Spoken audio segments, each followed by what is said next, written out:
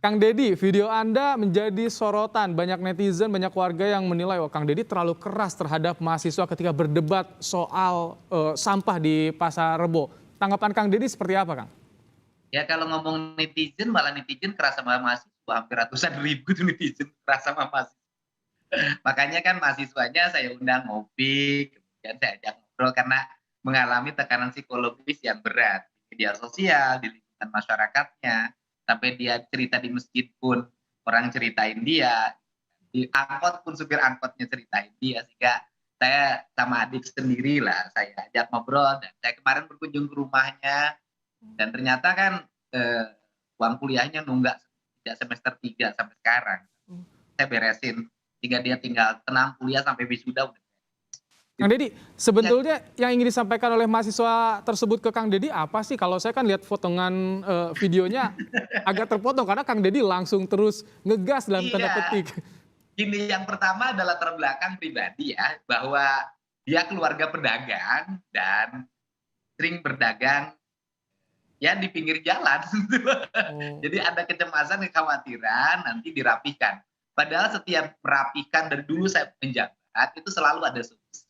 Saya selalu memindahkan pedagang pada pasar yang pasarnya gratis. Itu dulu ya. mhm. Kalau sekarang sudah jadi anggota DPR kan memotivasi kawan-kawan yang ada di sini untuk tetap Purwakarta sebagai tempat tinggal saya harus bersih, tertib, dan indah karena banyak teman-teman saya yang berkunjung ke sini selalu bercerita bahwa ini harus ditingkatin lagi deh kayak dulu kebersihannya Kang Didi, itu teman-temannya diberitahukan ya makanya saya mengajak, memberitahukan pada mereka. Nah, Baik. kemudian apa sih yang ada dalam pikiran mahasiswa itu?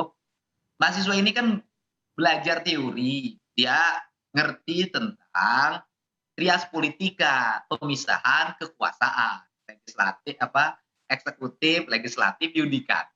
Nah, padahal kan saya waktu itu kan tidak bertindak sebagai wakil ketua komisi 4 gitu loh.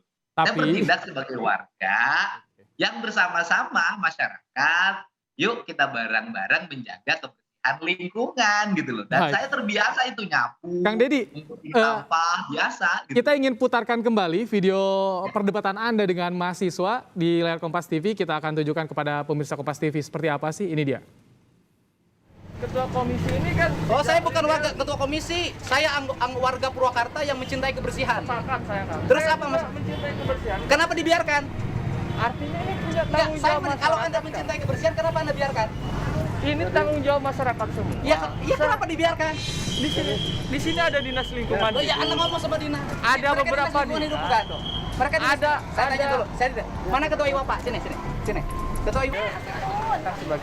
Sebagai warga yang ingin Purwakarta bersih.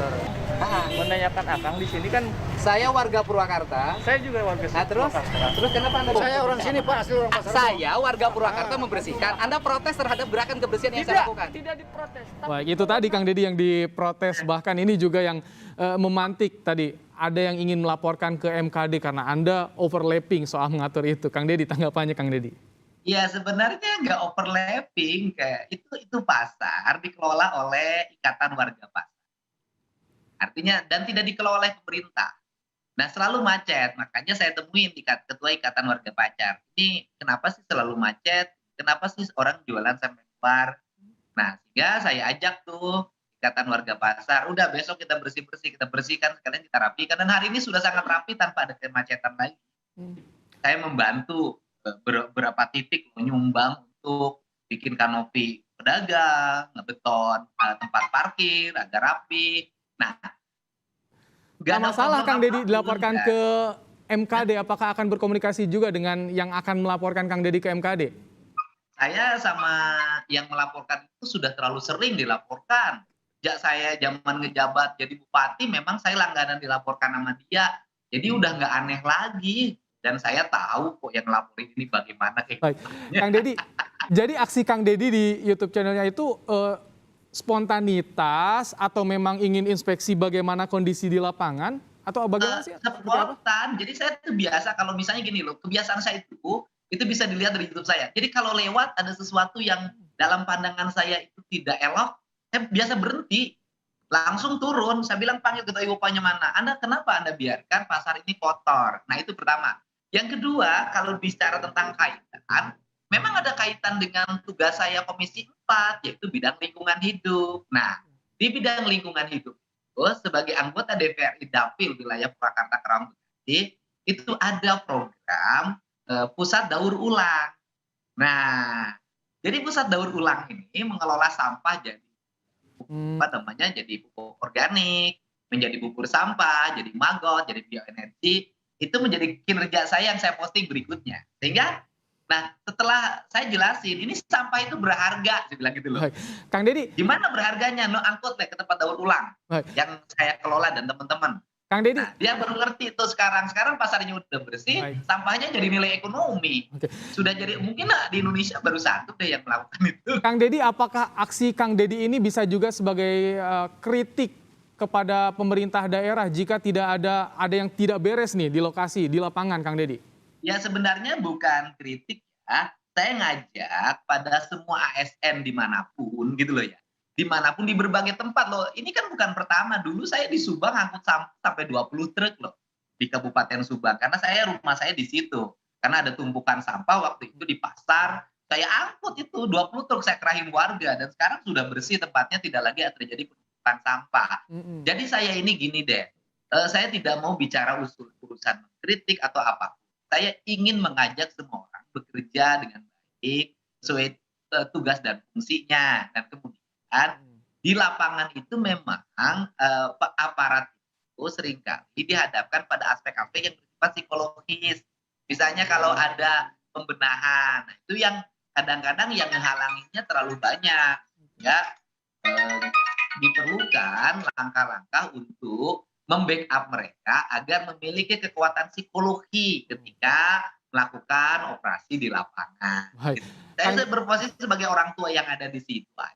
Kang Deddy, ini kan yang diharapkan masyarakat tidak hanya sekali. Artinya ketika Kang Deddy turun, bersih, selesai, tapi Kang Deddy pergi, nanti bisa kembali lagi. Nah, apakah setelah aksi-aksi itu Kang Deddy selalu menghubungi dinas, menghubungi pemerintah daerah, Oh iya, memastikan Kang sekarang Deddy ya? sistemnya udah jalan, parkirnya udah rapi, ya kan? Terus yang setiap pagi ada yang jaga, saya lihat. Petugas kebersihannya sudah yang jalan dan pengangkutan sampahnya udah tepat karena dibutuhkan di pusat daur ulang itu. Jadi sampah itu sekarang menjadi kebutuhan. Kalau kemarin dibuang ke TPA, sekarang sudah dikelola di pabrik sampah lah istilahnya. Dan itu adalah sistem pengelolaan yang saya rancang sebagai Wakil Ketua Komisi 4 gitu loh. Jadi sudah nggak ada problem sekarang. Nanti lihat itu di YouTube tuh banyak tuh orang posting kok sekarang jadi rapi ya, sekarang jadi bersih lah. Dan sekarang saya lagi membuat konsep tentang, saya bakti sosial saya lah buat warga. Di situ saya akan jadikan pasar jadul gitu loh. Baik. Kang Deddy, terima kasih untuk penjelasannya. Sama-sama. Bisa menjadi pembelajaran Sama-sama. juga untuk kita semua untuk lebih peka terhadap lingkungan sekitar. Terima kasih. Deddy Mulyadi, anggota DPR, Wakil Ketua Komisi 4 telah bergabung bersama kami dalam program Kompas Petang. Sehat selalu Kang Deddy. Ya, terima kasih. Mohon.